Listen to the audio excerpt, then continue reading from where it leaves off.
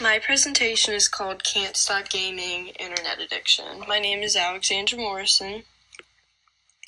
The Internet. Over 3 billion people use the Internet out of 7.5 billion people in the world. People use it for video games, social media, television, reading the news, and much more. It is a way to communicate, learn, and entertain. It has become a staple in the modern world, mostly because everybody uses it, even kids. What is internet addiction?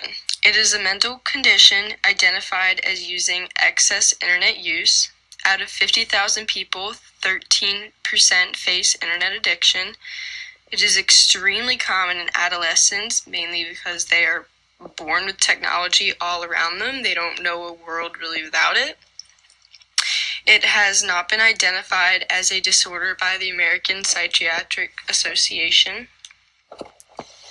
The cause. So the first cause I found was lack of parental communication, meaning when kids are growing up, they learn how to communicate through their parents. So when their parents don't communicate with them as children, they don't learn how to do it, so therefore they have a hard time communicating with others, so instead they would rather play a game or do something on their phone instead of talk to others.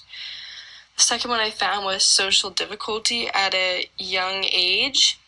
This is because kids, if they feel like they don't belong or they don't get along with others, they'll just, go in a game instead of going outside and playing with others. The last one I found was fear of missing out. So teenagers will get an app or some form of social media or game because everyone around them is doing it and they feel like they need to do it in order to fit in. Like when you're growing up and all your friends get phones, so you go home and you beg your parents to get you a phone.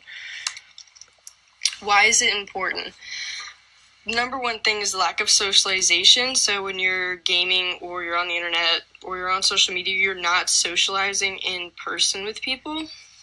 It can affect people's ability to work or concentrate on other tasks. Like instead of doing homework or doing your work, you would rather watch a video or play a game. And children not knowing how to live without it because they've lived their whole life with it. So when it's taken away, they can't deal with it. Some of the side effects, the number one is withdrawal. It's similar to a chemical addiction, like doing drugs. When you don't have it, you go through, depression, anxiety. You can't deal with not having it, and it can psychologically mess with you.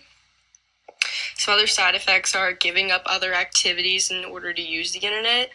You build up a tolerance to it, inability to stop using the internet. Covering up the amount of time you're playing a game, so like lying to your parents about how long you played a game. Gaming to escape your emotions, so instead of talking about it, you would rather play Call of Duty and blow somebody up. And self-esteem issues. A lot of teenagers deal with this on social media, seeing other people's and they look a certain way and they feel like they should look that way too. Some treatments.